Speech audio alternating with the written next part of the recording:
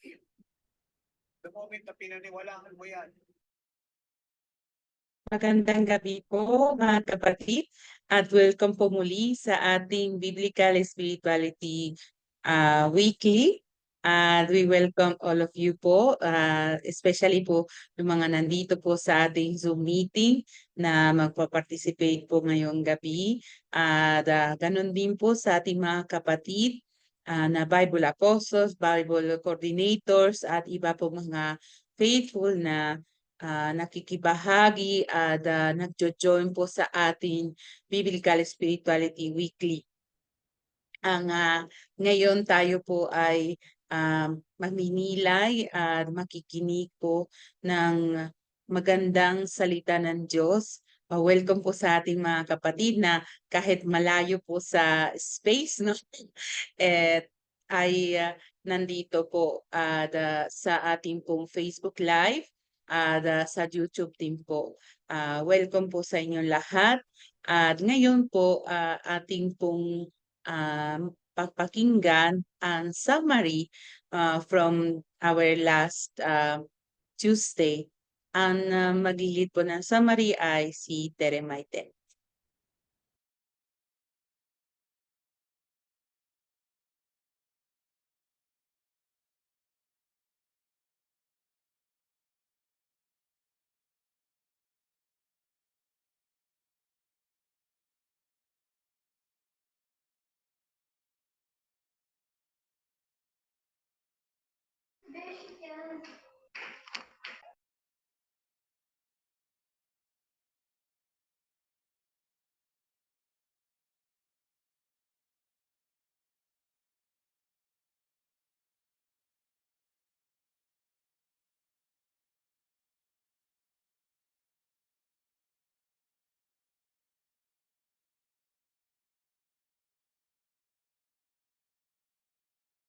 For apologies po, parang po si Tere po ay nag-disconnect po. May problema po siya sa kanyang connection po.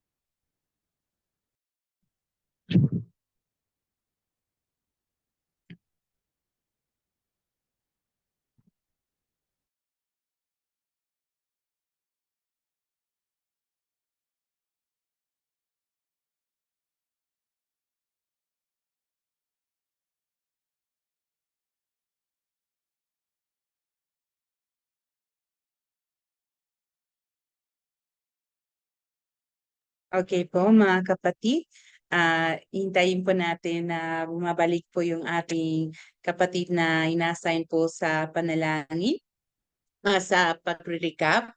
So ngayon po tayo po muna ay mananalangin para hayaan natin na ang Diyos ay kumikilos po sa atin.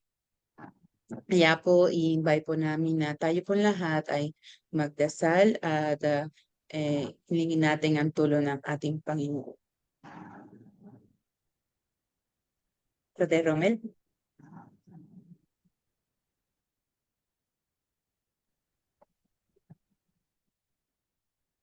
Sa ngalan ng Ama, na Anak, ng Espiritu Santo. Amen. Panginoon, salamat po sa buhay ng kaloob mo sa amin. Narito kami upang purihin ka, sambahin at pasalamatan. Humingi po kami ng kapatawaran sa aming mga pagkukulang. Puspusin mo po kami ng iyong banal na espiritu. Pangunahan mo po kami sa bawat gawain pang-espiritual, gaya ng pagpahayag ng iyong salita sa bawat pamilya. Lagi po ninyo kaming gabayan, ang aming mga miyembro ng Bible Apostolic, upang maging malakas at mas tumatag ang aming panampalataya. Nawa po kahit anumang pagsubok ang dumating sa aming pamilya, patuloy po kaming mananalig sa iyo, Panginoon, at maglilingkod. Salamat po sa walang hanggang pag-ibig mo sa aming katapatan at kabutihan. Salamat po sa mga biyaya na pinagkaloob mo sa amin. Dalangin po namin ang kaligtasan at kagalingan ng lahat ng may karamdaman. Ito po ay samot dalangin ko sa pamangalan ni Jesus ng ating Panginoon at sa pamamagitan ng mahal na Birhen Maria. Amen. Sa ngalan ng Ama, ng Anak, ng Diyos, Espiritu Santo. Amen. Amen.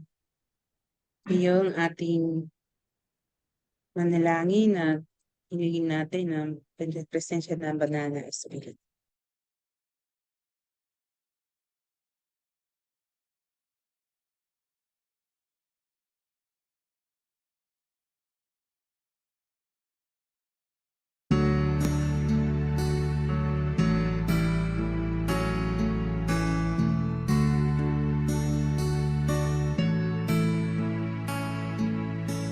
Halina, Espiritu Santo, kinakailangan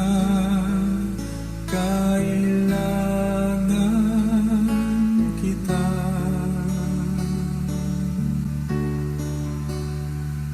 Sigla at lakas na mahina, pag-asa ka namin lahat.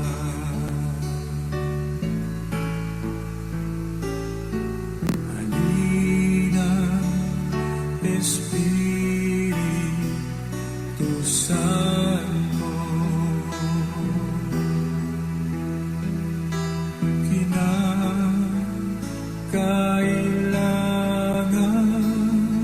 kita.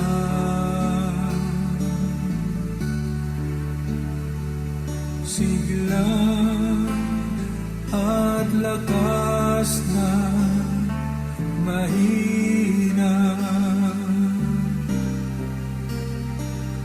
pag-asa ka namin lahat.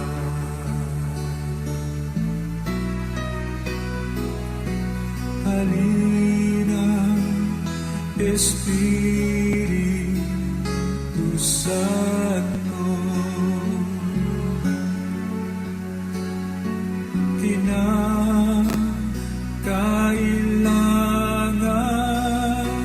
kita.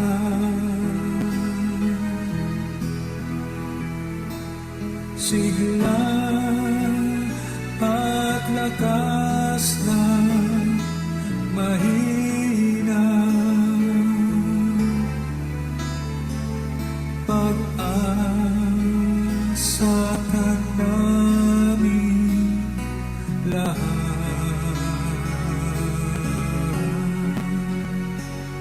Pag-asa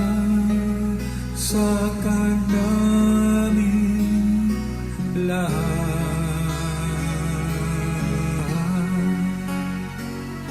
Pag-asa ka namin lahat.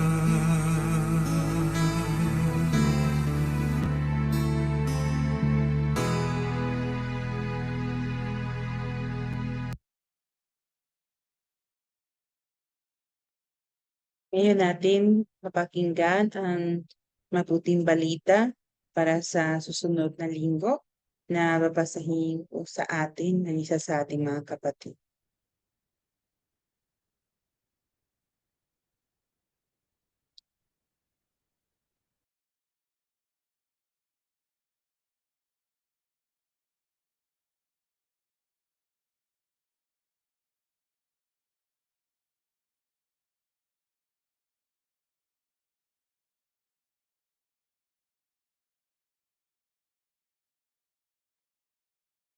Ang mabuting balita ng Panginoon ayon kay San Juan. Noong panahon niyon, sinabi ni Jesus sa mga tao, "Ako ang pagkain na bibigay buhay na bumaba mula sa langit. Mabubuhay magpakailanman ang sinumang kumain nito. At ang pagkain ibibigay ko sa ikabubuhay ng sanlibutan ay ang aking laman. Dahil dito'y nagtatalo-talo ang mga Hudyo. Paano maibibigay sa atin ng taong ito ang kanyang laman upang kain natin? Tanong nila. Kaya't sinabi ni Jesus, tandaan ninyo, malibang kanin ninyo ang laman ng anak ng tao at inumin ang kanyang dugo, hindi kayo makakaroon ng buhay. Ang kumain ng aking laman at umiinom ng aking dugo ay may buhay na walang hanggan, at muli ko siyang bubuhayin sa huling araw. Sapagkat ang aking laman ay tunay na pagkain at ang aking dugo tunay na inumin. Ang kumakain ng aking laman at umiinom ng aking dugo ay nananahan sa akin at ako sa kanya. Buhay ang amang nagsugo sa akin at ako'y nabubuhay dahil sa kanya. Gayon din naman, ang sinumang kumain sa akin ay mabubuhay dahil sa akin. Ito ang pagkain bumaba mula sa langit. Ang kumakain nito'y mabubuhay magpakailanman. Hindi ito katulad ng kinain ng inyong mga magulang sa ilang. Namatay sila, bagamat kumain niyo. Ang mabuting balita ng Panginoon. Pinupuri ka na. Panginoon Jesucristo. Ating po ngayon pagnilayan sa isang sandali ng katahimikan sa pamagitan ng isang akto.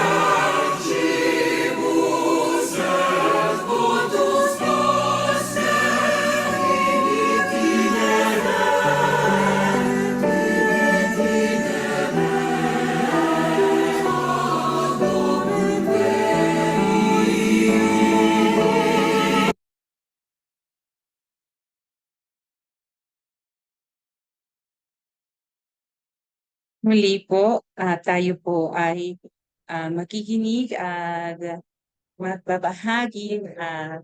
Tayo po ay mag-nourish ang ating po at isipan ng ating buong puso sa pamagitan ng mga reflections ng ating pong minamahal na mga kapatid.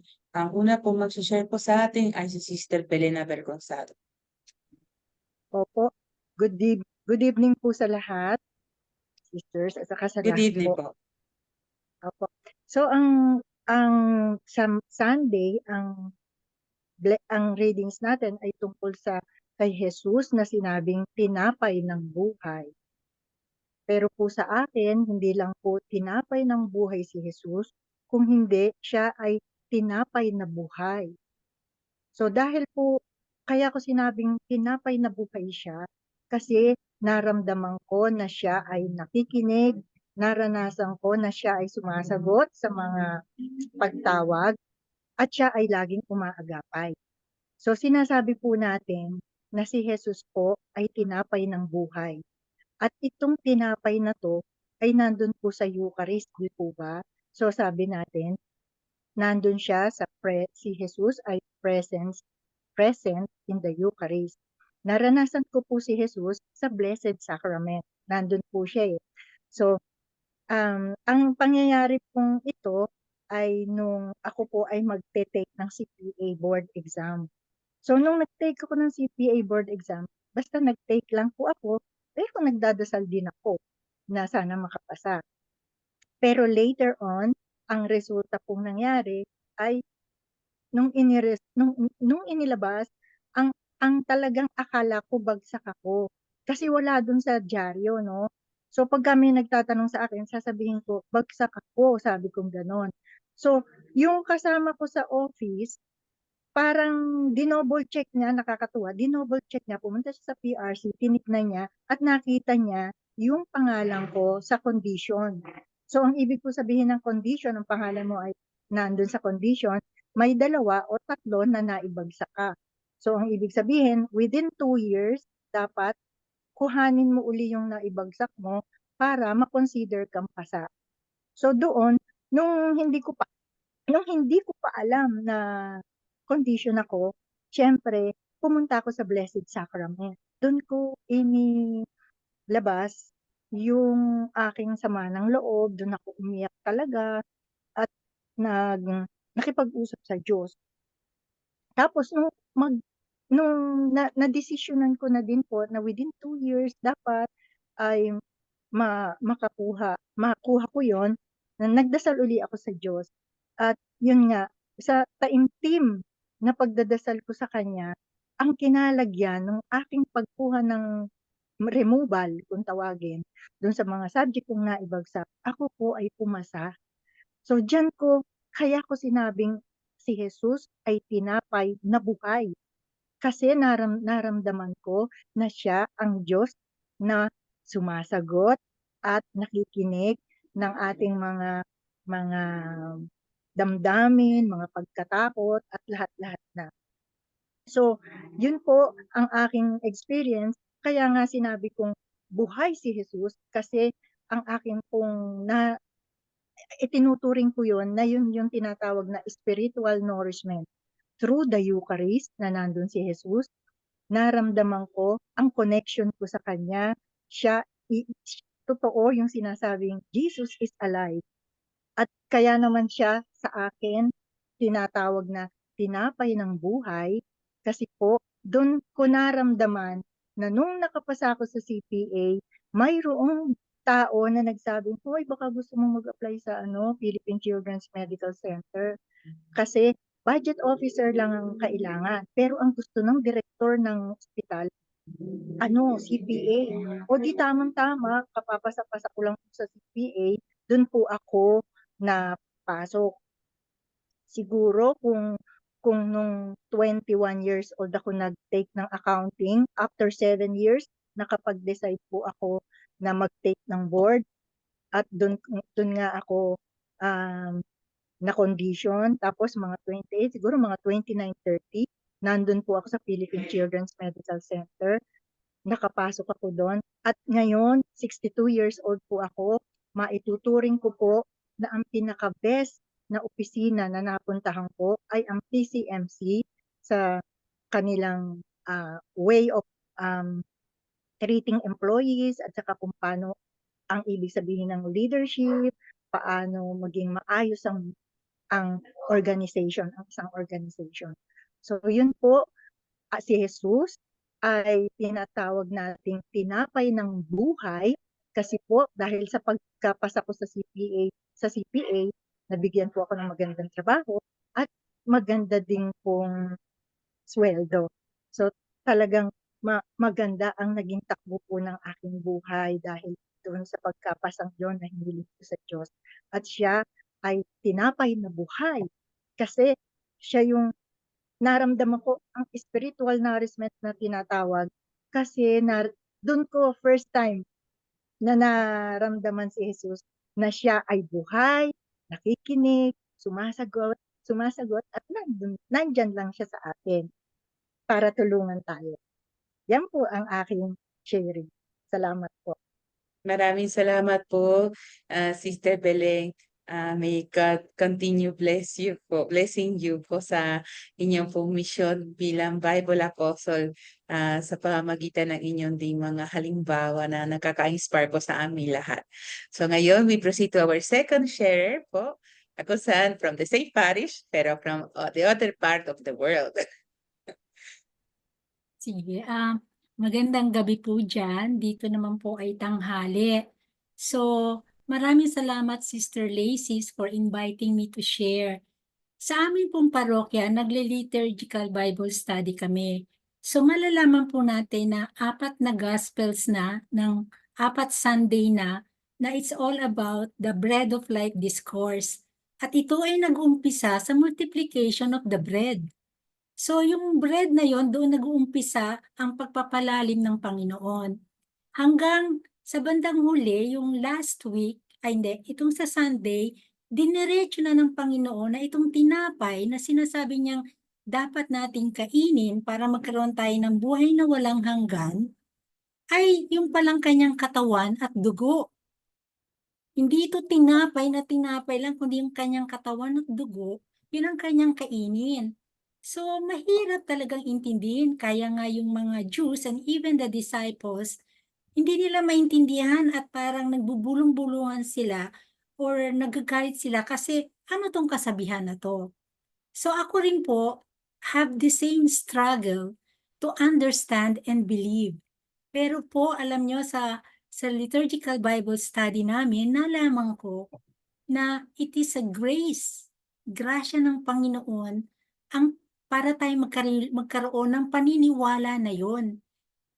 Grasya niya yon, and all we need to do is to believe on what Jesus had said, and everything else would follow. Nung aking pong naisip yon at naniwala ko na yun ay grasya ng Diyos, talagang ang pagtanggap ko po sa Eucharistia ay kaibang-kaiba na nararamdaman ko, nagkaroon ako ng experience na hindi ko maintindihan, hindi sa isip, but rather, experience na parang nai-envelope ako ng presensya ng Panginoon. So yun yung aking naging deeper experience with the Eucharist. And then yung amin pong LBS, nung Monday, na amin din pong nalaman na for us to participate in the Eucharist, kailangan natin ng simbahan. Hindi tayo pwedeng mag-isa lang. We need the church to be able to participate in the Eucharist.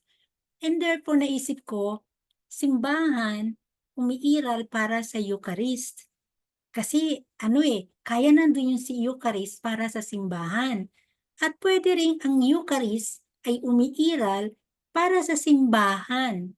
Kabaliktaran, kasi ang simbahan ay nagiging buo at nagiging buhay dahil sa Eucharist. Kaya ang buhay natin kay Jesucristo ay hindi lang pananampalataya, kundi sacramental din. Kasi we take the Eucharist, the sacrament of the Eucharist. So, ang ganda po ng aming Bible study at ang ganda-ganda ng paliwanag at ng enlightenment ng Panginoon tungkol sa kanyang katawan at dugo na dapat nating kainin. Hindi man lang natin maintindihan, pero yun po ay grasya ng Diyos na dapat nating tanggapin, ibuka ang ating pag-iisip at ating puso sa katotohanan na to. So, yun lang po. Salamat. Maraming salamat po, Sister Irene, all the way from Great Britain, London po. At ngayon po tayo po ay we will listen attentively to our minister po, si Father Ado Saclolo, sa kanyang po exposition tungkol po sa ating gospel ng darating na linggo. Good evening po, Father Ado. Magandang gabi sa inyong lahat, mga Bible Apostles, Bible Coordinators, yung mga kapatid natin, no, na nakikiisa sa atin, no, sa pagninilay ng mabuting balita para sa ating lahat. Palagi kailangan nating maalaala o tandaan, no, na maliban sa maraming bagay, no, na nakaugnay sa salita ng Diyos, ang unang-unang layunin, no, the primary purpose of the Word of God ay para kausapin tayo ng Diyos ng may pagmamahal. Ayun palagi, no? Of course, merong intellectual part, natututo tayo, nabubusog tayo sa kaalaman, pero lahat yun ay secondary kung hindi natin makita yung pag-ibig ng Diyos sa salita niya. At ito yung dahilan kung bakit tayo Bible Apostles o bakit tayo nagkikinig sa salita ng Diyos, kasi kailangan nating mapakinggan yung salita ng pagmamahal. Okay, kaya nga, itong mga 4 na linggong nagdaan, darating na linggo, no? At may isa pang linggo, lahat ito ay nakapaloob dito sa John chapter 6, no? Of course, nagsimula ron sa multiplication of the loaves. At ngayon, ito na yung tinatawag nating Bread of Life Discourse, no? Panayam ng tinapay ng buhay ni Jesucristo doon sa Capernaum, no? Kaya nga nagkakadugtong-dugtong, nagkakaugnay-ugnay yung mga napagnilayan natin, yung mga narinig nating homilya sa mga simbahan, no, na itong mga nagdaang linggo. Pero malakas itong salita na sinasabi rito na ako ay tinapay na bumaba mula sa langit, na para ibigay yung buhay. Ngayon, dito pa lang ay may susi na, no, na magbubukas na itong salita sa atin. Bakit ka bumaba? Bakit bumaba si Jesucristo? Para magbigay ng buhay. Ano bang ibig sabihin nun, Panginoon? Ba't kailangan mong bumaba rito sa daigdig namin para bigyan kami ng buhay? Buhay naman kami. Diba? Ito yung sinasabi namin, buhay naman kami. O, totoo naman, merong mga tao na buhay kahit wala sa kanila ang Diyos. Pero itong buhay, no, na gustong ibigay ni Jesucristo, ito yung buhay ng langit. Kaya nga siya bumaba sa langit para ibigay yung buhay niya na mula sa langit. Ito lang ang ibig sabihin nito, no? Na gusto tayong patikimin ni Jesucristo kahit dito pa lang sa lupa ng kalangitan. No, sabi nga sa isang awit, yung lupa man ay langit na rin, no? Ngayon, ang magandang pagnilayan dito, kung gaano kalaki yung pag-ibig ng Diyos sa bawat isa, no? Magandang kung meron sana tayong PowerPoint, no? Merong mga picture o mapa ng universe, no? Alam natin yung universe, ito yung sangkalawakan o yung tinatawag nating Milky Way, no? Ngayon nga yung mga scientists, ang sabi nila hindi lang ito universe, multiverse na, no? Dahil hindi talaga natin alam kung ano yung nasa labas ng daigdig. Pero pag nakita natin ito, i-try nyong i-search, no, yung parang mapa o picture ng universe. Makikita natin sa gitna ng karagatan ng mga bituin, tuldok lang ang daigdig. Now, Earth is just a little dot, no, dito sa sangkalawakan na ito. Kung titignan natin, at ayun yung nakikita ng Diyos, tuldok lang ang daigdig. At sa daigdig, ilang taon meron dito? Ilang bilyong tao, no? Bilyon-bilyong tao ang nandito. At doon sa bilyon-bilyon taong nandito sa daigdig, ikaw at ako ay maliliit na tuldok lang din. No? Parang yung buhangin sa dalampasigan, no? Parang merong maliit na butil ng buhangin doon, parang ayun tayo, no? No, sa kung tao lang ang titingin, pare-parehas lang, baka hindi mapansin. So ibig sabihin, invisible tayo, no? Kung titignan tayo from above. Dahil nga yung daigdig tuldok lang, mas lalo na tayo. Pero ang maganda rito, dito sa konteksto ng ebanghelyo natin, may nakakita sa iyo at may nakakita sa akin. Kung invisible tayo sa mata ng mundo, kung susukatin tayo sa laki ng sangkalawakan ng universe, invisible tayo. Baka hindi na tayo mapansin. Pero ano yung mabuting balita? May nakapansin. May nakakita ng buhay ng bawat isa. May nakakita ng pinagdadaanan ng bawat isa. May nakakita na totoo buhay tayo, physical, pero sabi niya, may gusto pa akong ibigay na buhay sa'yo. Lampas doon sa buhay na alam mo o sa buhay na gusto mo. At ito yung konteksto na ito. Marami na tayong narinig, no, tungkol sa Eucharist. No? Pero tignan natin ito dito sa tinatawag na existential meaning. May buhay ka, pero may gusto akong ibigay na lampas sa buhay na natitikman mo. At ito ang dahilan, kaya nga sinabi niya, bumaba ako mula sa langit at mabubuhay magpakailanman ng sino mang kumain ng tinapay na ito. At ang tinapay na ibibigay ko upang mabuhay ang sanlibutan ay aking laman. At dito na nagulantang yung mga Hudyo. Alam niyo yung nagulantang, yung parang nakarinig ng nakaka-iskandalong salita. At totoo iskandalo to, ha?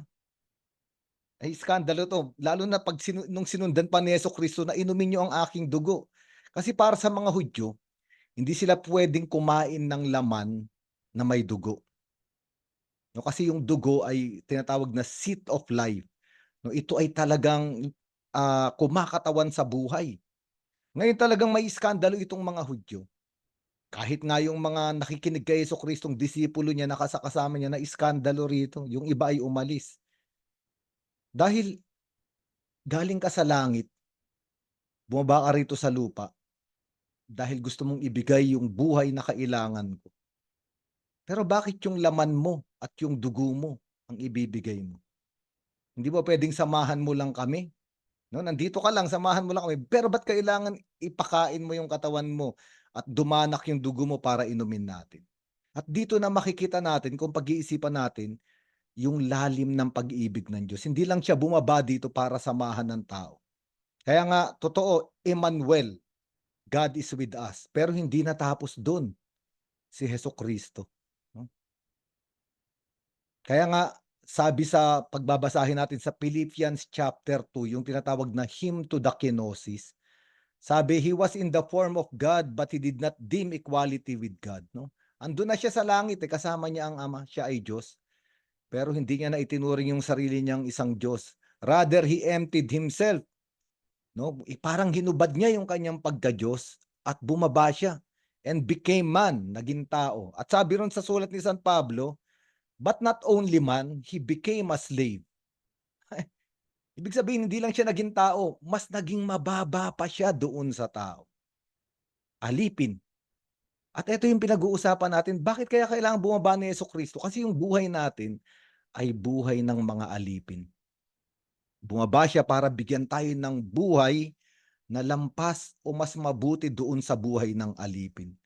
Sabihin natin, Father, grabe ka naman, bakit mo naman kami sinasabing alipin? Di ba? At totoo, sabi ni San Pablo, no, kapag binasa natin yung maraming verses, no, sa New Testament, pero pag binasa natin halimbawa yung sulat sa mga Hebreo, chapter 2, verse 14, sabi ron, dahil sa takot sa kamatayan, tayo ay inalipin ng dyablo. At ano ba yung buhay ng isang alipin? Yung buhay ng isang alipin, ginagawa mo yung ayaw mo nang gawin. Di ba halimbawa yung alipin, pinagtatrabaho siya ng kanyang Panginoon.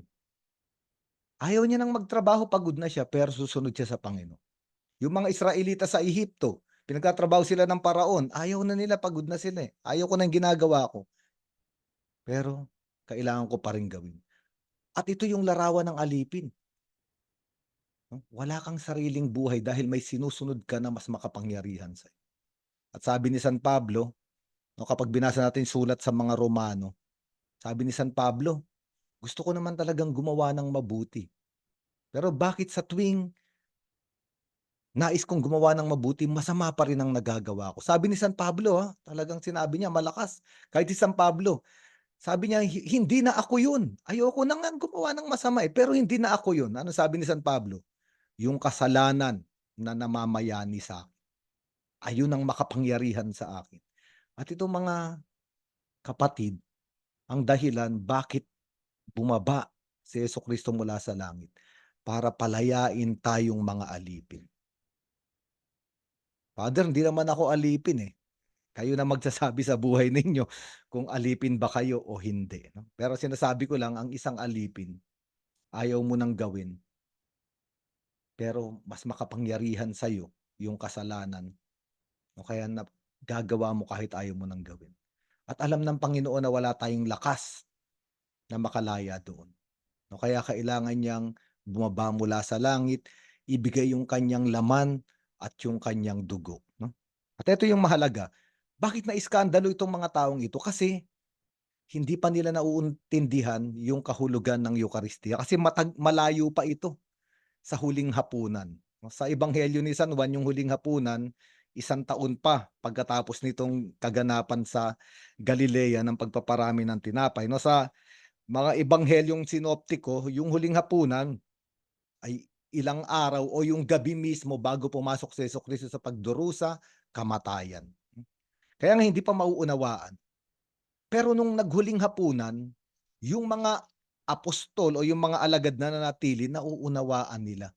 Kaya nga halimbawa pag binasa natin yung Matthew chapter 26 verses 26 to 27, sabi roon, habang sila'y kumakain, dumampot si Jesus ng tinapay at matapos magpasalamat sa Diyos ay pinaghati-hati niya iyon. Binigay sa mga alagad at sinabi, "Kunin ninyo ito at kainin, ito ang aking katawan."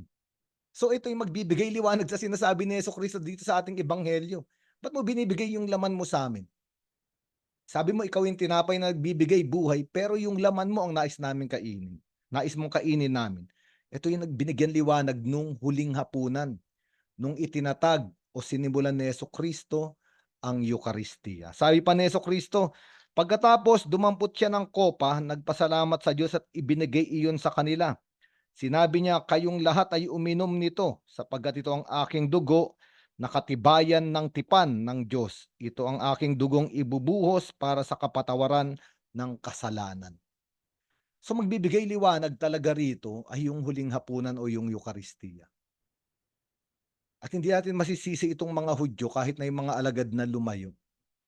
Kasi nga, iahayag pa ni Jesucristo yung kahulugan nito. Pero mas malalim ito. Nung itinaas ni Jesucristo yung tinapay at yung kopa ng alak sa huling hapunan, may pinapatungkulan pa yon. No, kasi sakramento lang iyon eh. At alam natin ang meaning ng sakramento. Di mo sa English, sacrament is an invisible sign, no, pertaining to a higher spiritual reality that confers grace. No? So ano yung pinapatungkulan ng sakramento ng Eucharistia?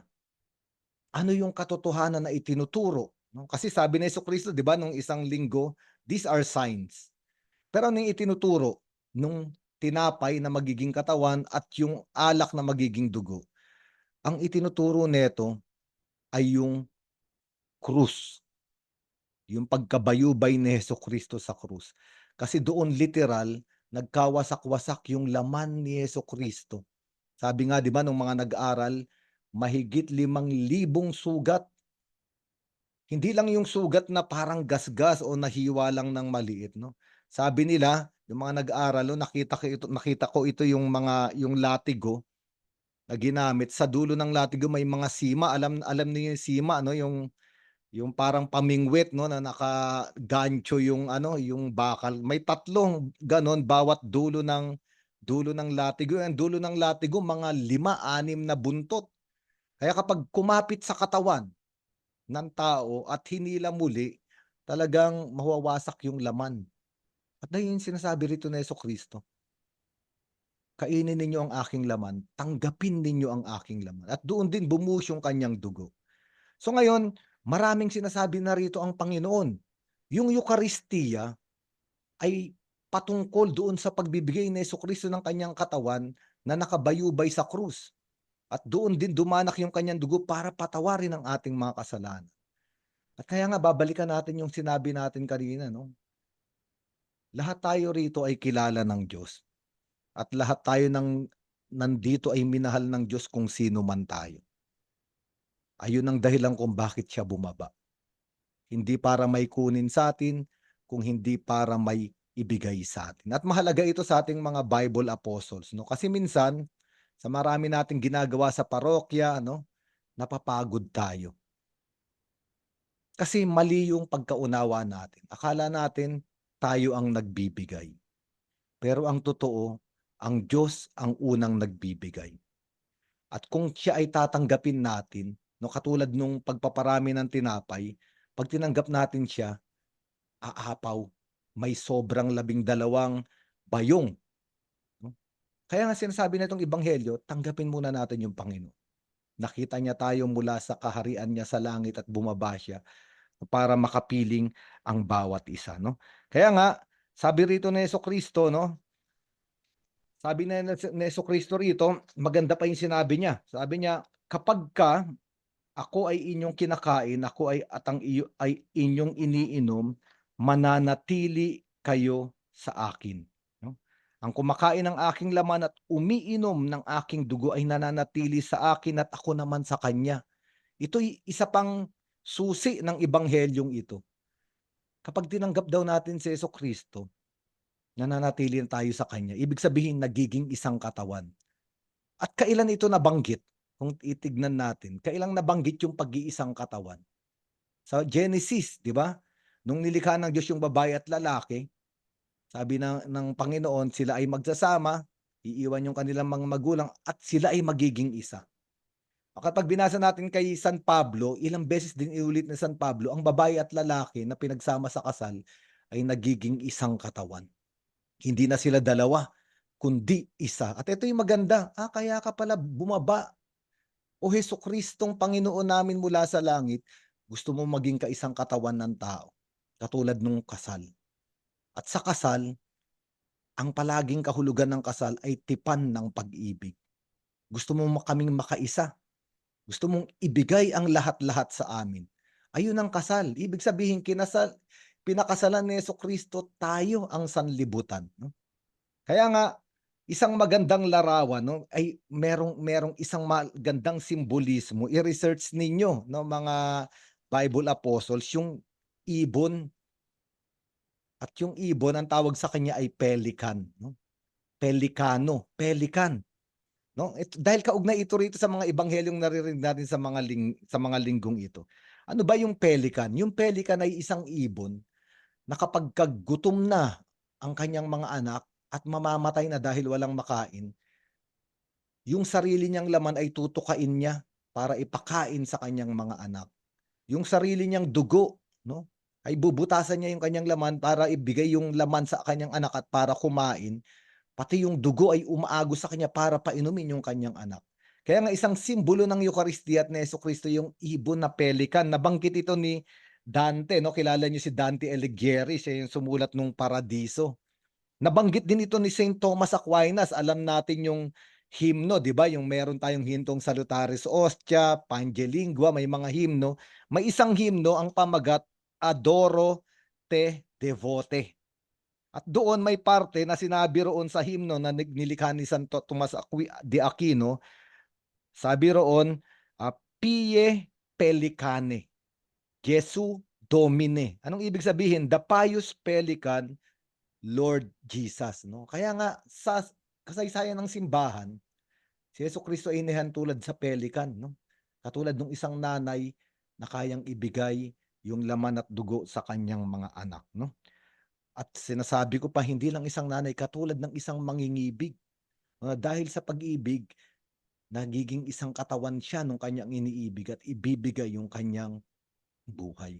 Ngayon, balik tayo roon sa tema o sa paksa ng pagkain. O bakit naman pagkain?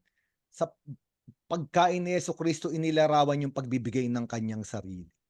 Bakit kaya? Kasi hanggang matapos itong ebanghelyo, puro utos, no, o paunawa ni Jesucristo o imbitasyon na kainin natin siya. Tinapay na nagbibigay sa langit, inumin natin siya. No, pinag-usapan na natin nung nakaraan, no, para kumain tayo ng isang pagkain ay para maging bahagi natin yung pagkain na yun. Halimbawa, 'di ba, yung lupa may mga minerals yan.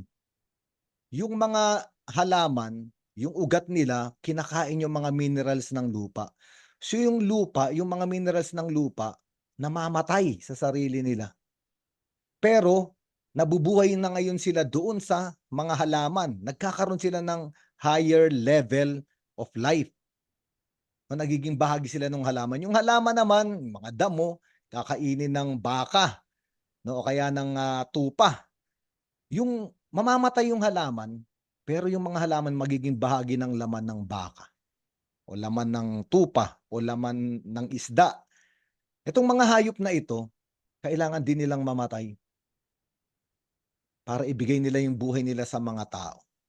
Kaya nga yung mga baka, yung mga baboy, yung mga kinakain natin, yung kinain ninyo kaninang hapunan, namamatay sila para ibigay yung buhay nila sa atin. Nagiging bahagi ng katawan natin, ng muscles natin, itong mga nagsakripisyong kalikasan ng daigdig. At ito'y disenyo ng Diyos, ha? Napakaganda ng disenyo ng Diyos. Palaging may mamamatay para may mabuhay. Palaging ganon. Dahil ang totoong kahulugan ng pag-ibig, mamatay sa sarili para magbigay ng buhay. Ibig sabihin yung buong daigdig, yung buong kalikasan ay nakadisenyo sa pag-ibig. At tayo naman, kapag namatay tayo sa sarili natin at ibigay natin yung buhay natin sa iba, nagkakaroon tayo ng mas mataas na uri ng buhay. At ito yung buhay ng Diyos, yung buhay ng langit, hindi na buhay ng alipin. Ito yung pinag-uusapan natin. Kaya bumaba si Jesucristo rito sa mundo dahil alipin tayo. Hindi tayo makalabas sa ating sarili. At ayun niyang winasak ng pagdating ni Jesucristo, ng pagbibigay niya ng buhay niya sa krus, upang makalabas tayo at magkaroon tayo ng mas mataas na uri ng buhay. At ito yung tinatawag natin divine life, buhay ng Diyos. At napakaganda, no? Kaya nga sabi ni Jesucristo, kainin niyo ako para maging bahagi ko kayo. So lahat ng pagkain na kinakain natin, ano bang dinner nyo? No, wag niyo nang isekreto, ilagay niyo sa comment section yung dinner nyo. Lahat yan naging bahagi ng katawan natin ngayon, ng energy natin. Pero sa Eucharistia, iba ang nangyayari. Kapag kinain natin si Jesucristo, kapag ininom natin yung kanyang dugo, hindi siya nagiging bahagi natin. Tayo ang nagiging bahagi ni Jesucristo. O kaya nga, ang magbibigay liwanag sa ebanghelyong ito ay Eucharistia, pero malalim ang Eucharistia. Dahil ito ay isang Diyos na ibinibigay yung kanyang sarili para maging pagkain ng tao, para yung tao ay magkaroon ng buhay ng Diyos. Kaya nga sinasabi ko kanina paulit-ulit, kainin ninyo ako, inumin. Bakit kaya? No? Papaalala ko sa inyo, kasi ang unang-unang dahilan bakit naging alipin ang tao ng kasalanan ay dahil sa pagkain din. Kapag babalik tayo sa Genesis, sabi ng Diyos, lahat ng hardin, lahat ng puno dyan, lahat ng bunga pwede ninyong kainin. Huwag lang yung puno na nasa gitna ng hardin, sabi ng Diyos. Dahil kapag kinain ninyo yung bunga ng punong yan o hawakan nyo man yung puno yan, the tree of the knowledge of good and evil, mamamatay kayo. Mamamatay kayo. At ayun yung unang kasalanan ng tao, may kinain sila na nagdala sa kanila sa kamatayan. Ito na yung pinag-uusapan natin. Namatay ba si Adan at si Eva? Physical, hindi. Pero may namatay sa kanila. Ang namatay sa kanila ay yung buhay ng Diyos. Yung pakikibahagi sa buhay ng Diyos. Yung relasyon sa Diyos. Kaya nga unti-unting nakulong yung tao sa kanyang sarili, hindi niya na maibigay yung buhay niya sa kanyang kapwa. Naalala ninyo, di ba? Nung dumating na ang Panginoon ng Diyos sa hardin, hinahanap sila. At agad-agad si Adan, ipinagtanggol niya na yung kanyang sarili. Sinabi niya, kasalanan mo ito dahil ibinigay mo sa akin itong babaeng ito. Nawala yung pagmamahal. Ililigtas ko yung buhay ko, parusahan mo yung babaeng niyan kung gusto mo. Kapag nawala yung buhay ng Diyos, mawawala rin yung pag-ibig sa kapwa. At ito yung nawawala. At ito na yung buhay ng alipin. Palaging ipagtatanggol natin yung sarili natin, yung buhay natin, yung oras natin, yung kaligayahan natin. Ako. Alipin. Pero ang sabi ng Diyos, ayokong nandiyan ka lang. Ibibigay ko ang buhay ko sa iyo. Kaya nga, marami tayong gagawin, no? Alam na natin, nag-retreat tayo sa mga formation natin, meron tayong mission, marami tayong gagawin. Pero mangyayari lang yun at magaganap lang yun. Totoo kapag nangyari sa atin itong ebanghelyo na ito. Kapag naranasan natin yung pagbaba ng Diyos mula sa langit para makaisa tayo, para bigyan tayo ng buhay. No? Kaya nga, no, itong ebanghelyong ito ay para ihanda tayo sa darating na Eucharistia, sapagkat ang bawat Eucharistia ay patikim ng langit. This is the foretaste of heaven, sabi ng turo ng simbahan. Kasi ito nga yung sinasabi ng ebanghelyo. Pagkaing bumaba mula sa langit, katawan at dugo ni Jesucristo, galing sa langit para patikimin tayo ng kalangitan. No? At ano ba yung kalangitan? Kung isipin natin, ano ba yung kalangitan, Father? Ayan ba yung mga anghel na umaawit lang? No? Habang panahon, umaawit lang. Ang kalangitan daw, sabi nila, ay kaparehas din ng impyerno. Huh? Nakakagulat ka naman, Father. Langit sa impyerno, parehas lang. Oo, parehas lang daw. Sa impyerno raw, merong isang piging, bangkete.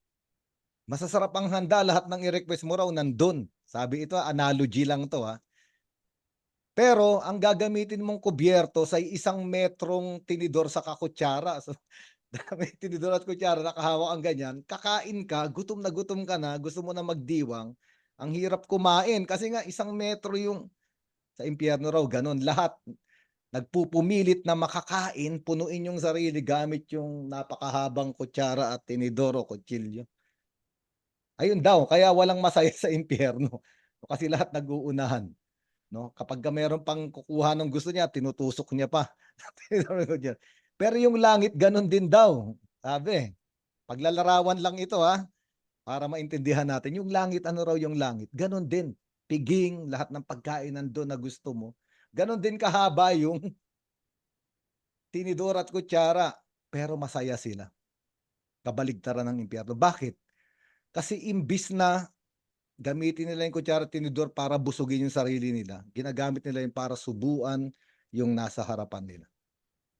Ay, yung nasa harapan nila, sinusubuan naman sila. No, kaya nga yung kalangitan ay nagdiriwang dahil may pagkakaisa. Mga taong nakalabas na sa sarili. Hindi na alipin at nakakulong doon. Yung impyerno, andun pa rin yung mga taong alipin nakakulong sa sariling kaligayahan, sariling oras, sariling isip, sariling kalooban. No, kaya nga minsan, no, kailangan yanigin ng Diyos yung buhay natin para lumabas-labas naman tayo. Pero ang pinakamahalaga, no, sinasabi ko nga, lahat tayo na nandito ngayon. Hindi ko alam kung ilan tayo. No? Yung iba siguro tulog, yung iba gising. No? Yung iba kunyari nandito pero may ibang ginagawa. Hindi ko alam ha. Pero isa lang ang sasabihin kong mahalaga. No? Tuldok lang tayo. Pinakamaliit na tuldok, halos hindi na makita. Kung titignan tayo mula sa langit. Kung tao lang ang titingin, hindi tayo mapapansin. Pero ba't bumaba si Jesucristo mula sa langit? Napansin ka ng Panginoon. Ibig sabihin, mahalaga ka sa Panginoon. Ang bawat isa ay mahalaga sa Panginoon, kaya ibinibigay niya yung katawan at dugo. Paulit-ulit. Sa tuwing dadalo tayo ng Eucharistia, sa tuwing tatanggapin natin siya, ito yung tatandaan natin. Gusto tayong makaisa ni Jesucristo. Kaya nga, kung ganito ang pagkaunawa natin sa Eucharistia, hindi na siya mabigat, hindi na siya obligasyon. Sapagkat ang Eucharistia, ang banal na misa, ay tagpuan ng pag-ibig. Kinakatagpo tayo ng Diyos na umiibig sa atin kahit sino pa man tayo. Siguro tama na yan, no? Ngayon, papunta tayo sa pagtataas ng ating panalangin, no? Sa mga kapatid, no, na nais magtaas ng kanilang panalangin, mag-unmute kayo at ipahayag ang inyong panalangin.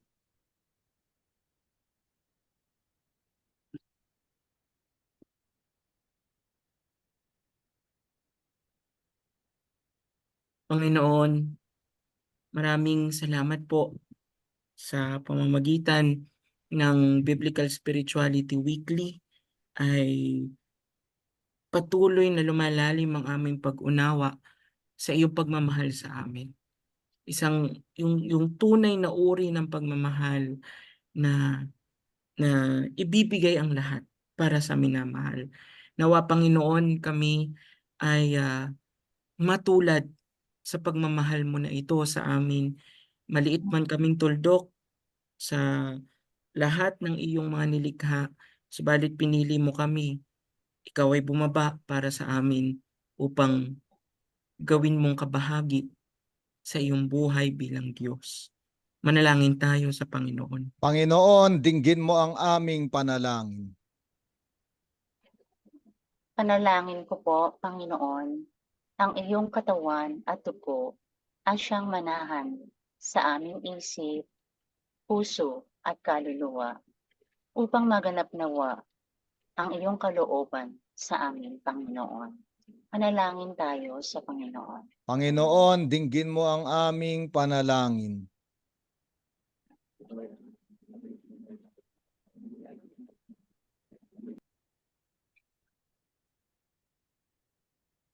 Salamat, Panginoon, sa iyong pag-ibig na ibinigay sa amin sa pamamagitan ng Eukaristiya, na ang Eukaristiya ay tagpuan ng pag-ibig. Salamat po, Panginoon, sa pag-ibig na ito na aming nararamdaman at sa pagpapaliwanag ni Father Ado na napakaganda. Marami pong salamat, Panginoon. Panginoon, dinggin mo ang aming panalangin.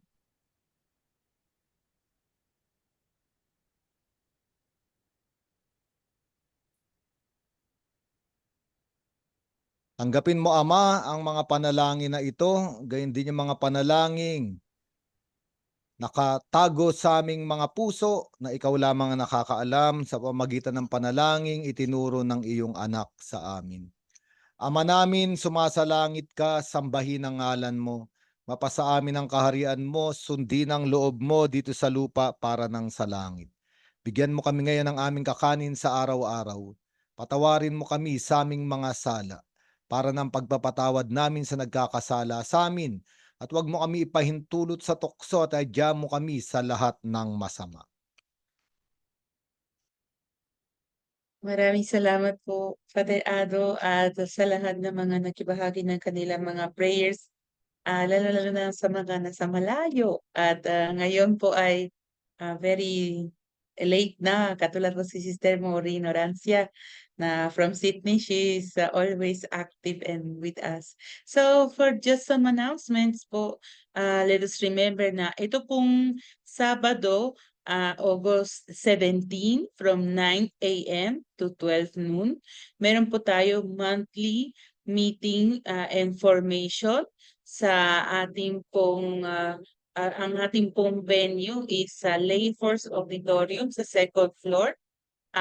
Doon po tayo alas 9 magkikita-kita para magsisimula po yung ating pong formation and monthly meeting ng Bible coordinators at kung sino man gusto nyong isama sa iba't mga parokya, lalo-lalo na mga Bible apostles sa iba't ibang mga parokya at komunidad. So you are most welcome. Just please remember to confirm your attendance kasi kailangan po namin i-prepare ng ating pong lunch po. Ang merienda, ang snacks ay kanya-kanya pong dala. So please bring your water, your snacks po para hindi kayo magutom sa gitna ng lesson ni Father Ado. So, yun po. At pangalawa pong announcement ay sa ating yearly, or we will have our planning for the whole ministry for yung susunod na taon, susunod na mga buwan sa Antipolo from September 13 to 15. Sana po ang lahat ng mga Bible apostles na one per parish po ay makaka-attend sa ating pong planning na it will take place po sa St. Michael's Retreat House, St. Michael Retreat House sa Antipolo. So please confirm your participation, and it's very important na one of each parish po ay makarating para meron po maraming po tayong gagawin. Kaya hindi namin kayang gawin na mag-isa. At sana po tayong lahat ay mako-cooperate and ambagan natin, no? Inaambag po yung ating pong yung binigay ng Diyos sa atin para sa kapakanan po ng simbahan. Kahit sabi po ni Father kanina, tayo po ay walang mga alipin talaga ng Panginoon. Mga alip, pero gusto na tayo maging malaya din sa ating po mga gagawin. Kaya kailangan natin i-plano. Kaya lahat po tayo na kung may kayong mga kakilala sa ibang parokya na hindi pa na-confirm, please tell them to contact me o contact po Tere. Yun lang po. Maraming salamat. Idadagdag ko lang, sister, after nung planning sa third Saturday ng buwan, meron po tayong monthly formation. Yes. Pero ina-announce na po namin itong monthly formation sa September 21. Instead na ipagpatuloy natin yung mga topic, magbibigay po tayo ng entry program, no? Ngayon, isang lugar na lang po, ito yung pag-isipan namin nila Sister Lacey's, kasi marami pong mga parishes, no, na gustong magkaroon na ng Biblical Apostolate, papadal sila ng mga coordinators na ipo-form natin sa entry program. Whole day po ito, no? So ngayon tayo naman mga Bible Apostles na welcome pa rin po tayo roon, no? Kasi kailangan natin ma-review, ma-refresh ang ating yung pag-receive natin ng entry program. At ngayon meron tayong mga kaunting modification. Okay. Ngayon doon naman sa mga parokya, no, na meron ng Biblical Apostolate pero may mga gusto pang sumama sa inyo. Lalo na yung 2-3 lang kayo sa isang parokya, ito na po yung panahon, no, na mag-invite na kayo ng isasama ninyo doon sa entry program natin sa September 21 para maging part kayo ay sila ng Biblical Apostolate sa parish ninyo, no? At makikita po natin yung mga ibang parokya rin dito, no, na magsisimula ng Biblical Apostolate. Ina-announce po natin para ngayon, kung meron ng Biblical Apostolate sa parokya ninyo, makapaghanap pa po kayo ng mga interesado kasi kailangan natin ng mga apostles, no, ng mga apostol ng salita ng Diyos, no? Okay, kaya nga mahalaga po 'yon, no? Kung hindi kayo kasama sa planning, try your best na makapag-invite para sa September 21. Okay, sister? Sige po, Opo. magkita-kita tayo Yes sa po. Sabado. Okay. Yes, sa Sabado. Okay, sister? Sige po. Okay po. Tapos Sige. na po tayo, Father. Can you Sige. give us your blessing Okay. po? Sumainyo ang Panginoon. Sumainyo rin. Pagpalain kayong lahat ng makapangyarihang Diyos, gayon din ang pinakamamahal sa buhay. Diyos Ama, Anak at Espiritu Santo. Amen. Humayo kayong Amen. taglay ang makalangit na pag-ibig ng Panginoon. Salamat sa Diyos. Maraming salamat po mga Bible Apostles. See you po next week dito po sa ating Zoom ng Biblical Spirituality Weekly at sa Facebook Live po ng Arca Ministry on Biblical Apostolate. God bless you. Good night po. Bless po. Good night.